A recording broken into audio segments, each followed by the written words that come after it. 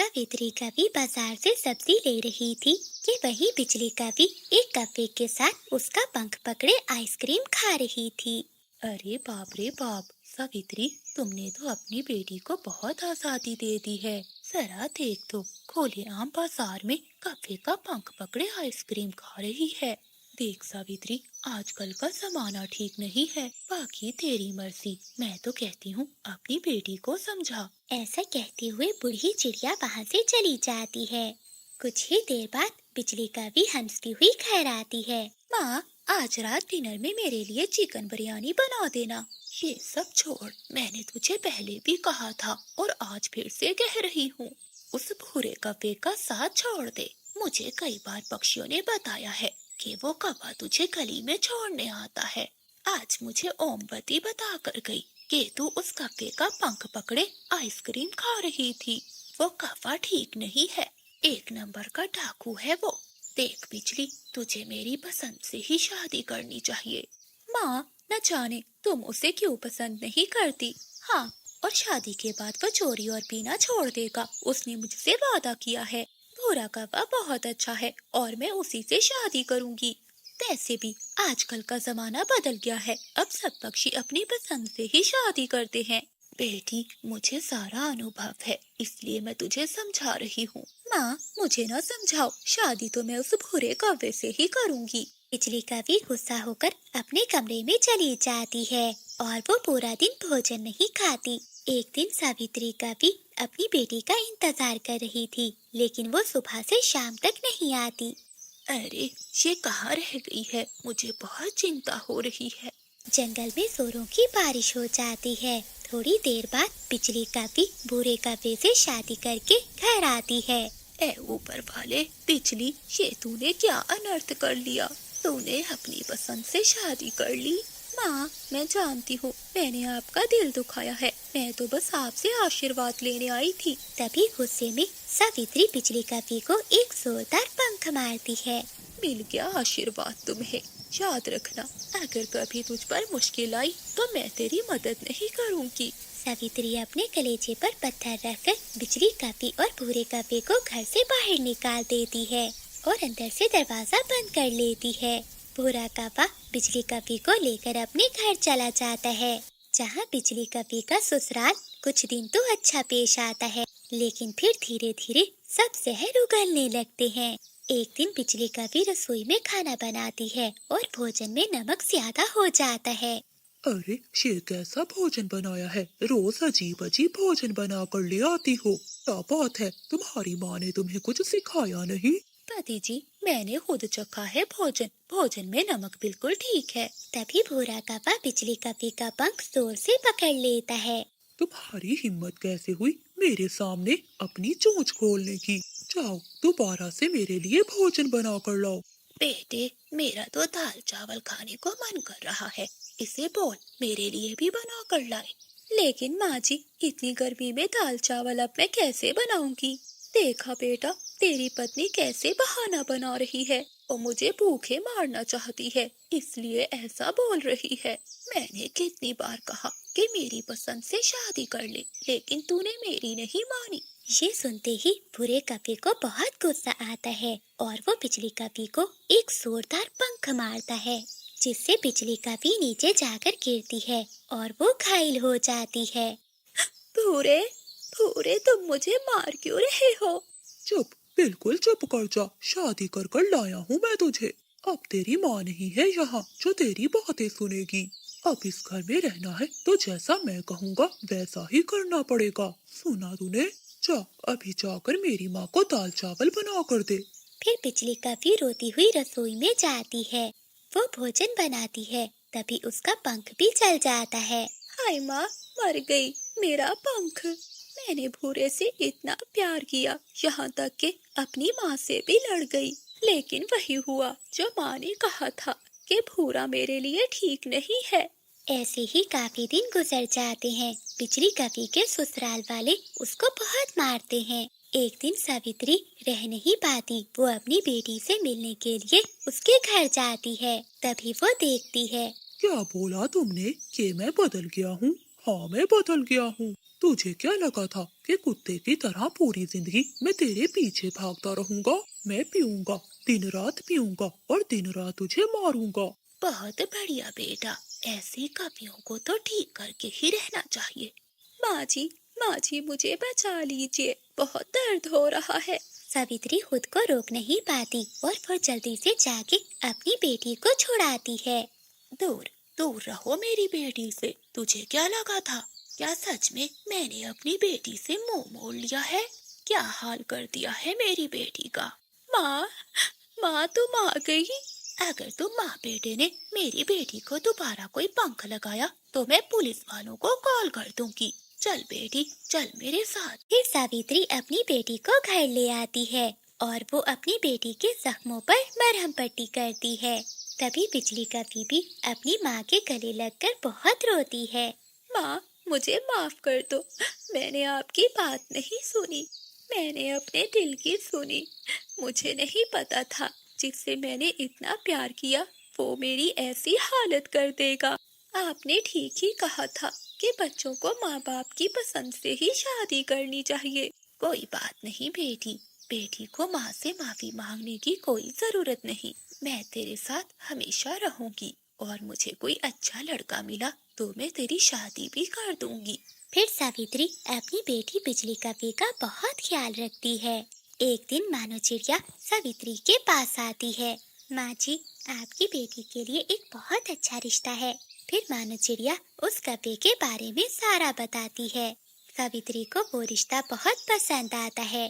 बादल कपा भी उसी जंगल में रहता था। वो बचपन से ही बिजली कपी से बहुत प्यार करता था।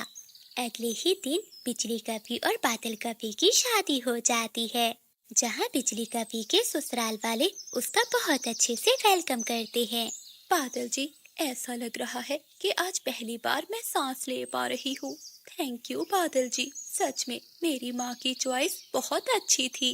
बिजली, तुम तो मुझे बचपन से ही बहुत पसंद हो, मगर तुमने ही कभी मुझे भाव नहीं दिया। ऐसे बिजली कपी बादल कपी के साथ खुश खुश रहने लगती है। अरे मानो, तुम यहाँ क्या कर रही हो?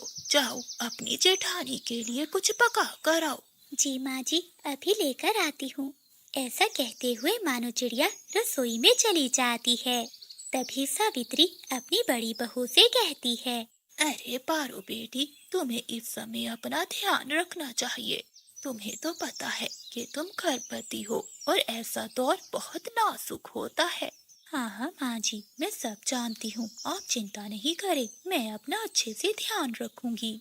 सावित्री ने अपने दोनों बेटों की शादी 1 साल पहले की थी। पूरे 1 साल बाद उसकी बड़ी बहू जो सुंदर थी वो गर्भवती होती है, जबकि छोटी बहू सुंदर नहीं थी, वो काले रंग की थी और वो अभी तक माँ नहीं बनी थी। थोड़ी देर तक मानो चिड़िया रसोई से भोजन बनाकर अपनी बड़ी जेठानी के लिए ले आती है। ये लीजिए जेठानी जी, मैं आपके लिए सूप बनाकर लाई हूँ। पारो सूप तो ले लेती है, लेकिन सूप लेने के बाद वो अपनी सास से कहती है, माँ जी, मुझे आपसे कुछ कहना है। मेरी माँ का फोन आया था कि बच्चे के समय मेरे सामने सुंदर सुंदर बच्चों की तस्वीरें हों, जो बच्चे दिखने में गोरे और सुंदर हों, तभी तो मेरा बच्चा भी मेरे जैसा सुंदर पैदा होगा। हाँ पारो बहू, ये तो तुम्हारी माँ ने बिल्कुल ठीक कहा। तुम चिंता नहीं करो, मैं कल ही तुम्हारे कमरे में चारों तरफ सुंदर सुंदर पक्षियों की फोटो लगवा दूंगी। हाँ सासू माँ जी, ये तो ठीक है, लेकिन आप इस मानो चिड़िया को भी मुझसे दूर रखें। कहीं इस चिड़िया का काला साया मेरे बच्चे पर न पड़ जाए। ये सुनकर मानो चिड़िया को बहुत बुरा लगता है। सुन लिया मानो, कल से तुम पारो के नजदीक मत जाना। ऐसा कहते हुए मानो चिड़िया की सास वहाँ से चली जाती है। चिड़िया भी उदास होकर घर के बाहर आ जाती है। तभी उसकी सास उसे कहती है, माफ करना बहू, मैं ऐसा कहना तो नहीं चाहती थी, लेकिन तुम्हें तो पता है ये हमारे घर का पहला बच्चा है। मैं तो बस ये चाहती हूँ कि बड़ी बहू को तकलीफ ना हो। कोई बात नहीं माँ जी, मुझे इसमें कोई आपत्ति नहीं। मेरा ही रंग काला है, इसमें मेरी ही गलती है। ऐसा कहते हुए मानो चिड़िया अपने कामों में लग जाती है। ऐसे देखते ही देखते कई दिन बीत जाते हैं। एक दिन मानो चिड़िया रसोई में खाना बना रही थी कि अचानक चिड़िया को चक्कर आते हैं और वो रसोई में ही बेहोश हो जाती है। तभी वहाँ चंदू चिड़ा आ जाता है। अरे ये क्या, मानो उठो, क्या हुआ तुम्हें? अपनी पत्नी को ऐसी हालत में देखकर चंदू चिड़ा बहुत घबरा जाता है। वो अपनी पत्नी को उठाता है और तुरंत बुलबुल डॉक्टर के पास लेकर जाता है, जहाँ बुलबुल डॉक्टर मानो चिड़िया का इलाज करती है। मुबारक हो भाई साहब, आपकी पत्नी गर्भवती है, वो जल्द ही अंडा देने वाली है। ये सुनते ही चंदू चिड़ा बहुत खुश होता है। ये सुनकर वो अपनी पत्नी के पास जाता है।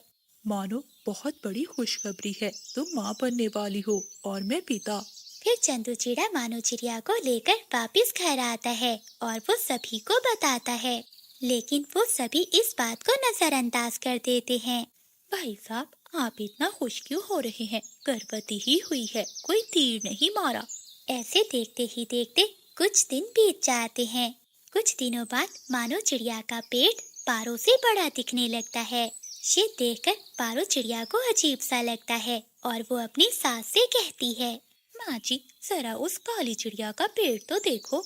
मुझे तो लगता है उसने अपने पेट में पत्थर या ईंटें भर ली हैं। जरा दिखा लो बुलबुल डॉक्टर को कि वो सच में गर्भवती है भी कि नहीं। पारो की ये सब बातें चंदू चिड़ा सुन लेता है और वो मानो चिड़िया के पास जाता है। चलो मानो, आज मैं तुम्हें बुलबुल डॉक्टर के पास चेकअप के लिए लेकर जाऊंगा। काफी दिन बीत गए, अभी तक तुमने चेकअप नहीं करवाया। चंदू चिड़ा अपनी पत्नी से बहुत प्यार करता था। उसे मानो चिड़िया के रंग रूप से कोई मतलब नहीं था। उसे तो मानो चिड़िया का व्यवहार बहुत भाता था। वो मानो चिड़िया को बुलबुल डॉक्टर के पास लेकर जाता है, जहाँ बुलबुल चिड़िया का चेकअप करती है। चंदू चिड़े, अब तुम्हें अपनी पत्नी का बहुत ध्यान रखना पड़ेगा, क्योंकि तुम्हारी पत्नी 2-2 अंडों को जन्म देने वाली है। ये सुनते ही चंदू चिड़ा बहुत खुश होता है और अपनी पत्नी को लेकर घर आ जाता है। माँ, आपको पता है बुलबुल डॉक्टर ने क्या बताया है? मानो चिड़िया के 2-2 अंडे आने वाले हैं। डॉक्टर ने कहा है मानो का अच्छे से ध्यान रखना है। अरे तो फिर क्या हुआ, बच्चा ही तो है, तेरी भाभी को भी होने वाला है। क्या कभी तूने उसका ध्यान रखा है? चल अपनी पत्नी को बोल कि जल्दी से रसोई में खाना बनाकर अपनी जेठानी को दे, उसने सुबह से कुछ भी नहीं खाया। ऐसा कहते हुए चिड़िया की सास वहाँ से चली जाती है। फिर मानो चिड़िया रसोई में जाती है, जहाँ चंदू चिड़ा भी मानो चिड़िया की मदद करता है। जब पारो को मानो चिड़िया के जुड़वा बच्चों का पता चलता है तो उसे बहुत गुस्सा आता है। अरे, इसके जुड़वा अंडे आने वाले हैं। अगर इसके जुड़वा अंडे आ गए तो यही राज करेगी ससुराल पर। अब कुछ ना कुछ तो करना ही होगा। पारो ऐसा सोच ही रही थी कि उसे पास पड़े केले दिखाई देते हैं। वो सारे केले खाती है और छिलके वहीं गिरा देती है। मानो, जरा मेरे कमरे में तो आना, मुझे तुम्हारी मदद की जरूरत है। अब बेचारी मेरे कमरे में मेरी मदद करने के लिए आएगी और पाँव फिसलेगा और वो गिर जाएगी। ऐसे इसके दोनों बच्चों से छुटकारा मिल जाएगा। तो ऐसा सोच ही रही थी, तभी मानो चिड़िया पारो के पास आती है। केले के छिलकों पर पाँव रखने से मानो चिड़िया का पाँव फिसल जाता है और वो सीधी पारो चिड़िया के ऊपर जाकर गिरती है, जिससे दोनों के पेट में दर्द शुरू हो जाता है। उन दोनों को जल्दी से हॉस्पिटल लेकर जाते हैं, जहाँ बुलबुल डॉक्टर उन दोनों का ऑपरेशन करती है। माँ जी, बड़ी अफसोस से कहना पड़ रहा है, आपकी बड़ी बहू का बच्चा नहीं बचा। लेकिन वही खुशखबरी भी है, आपकी छोटी बहू ने 2-2 अंडों को जन्म दिया है और उसके अंडे बिल्कुल सुरक्षित हैं। जब वो दोनों घर जाते हैं तो पारो चिड़िया को अपनी गलती का एहसास होता है। ये मैंने क्या कर दिया? अपने घमंड के चलते मैंने अपनी देवरानी का बुरा सोचा, लेकिन उल्टा मेरा ही बुरा हो गया। पारो की ये बातें उसकी सास भी सुन लेती है। अरे क्या कह रही हो बहू, कौन सी गलती? फिर पारो चिड़िया अपनी सारी गलती सास को बताती है। ये सुनकर सावित्री को भी बहुत गुस्सा आता है, लेकिन कहीं ना कहीं उसकी भी गलती थी। वो भी मानो चिड़िया को उसके रंग की वजह से उसे बहुत बुरा भला कहती थी। तभी मानो चिड़िया वहाँ आती है और वो एक अपना अंडा पारो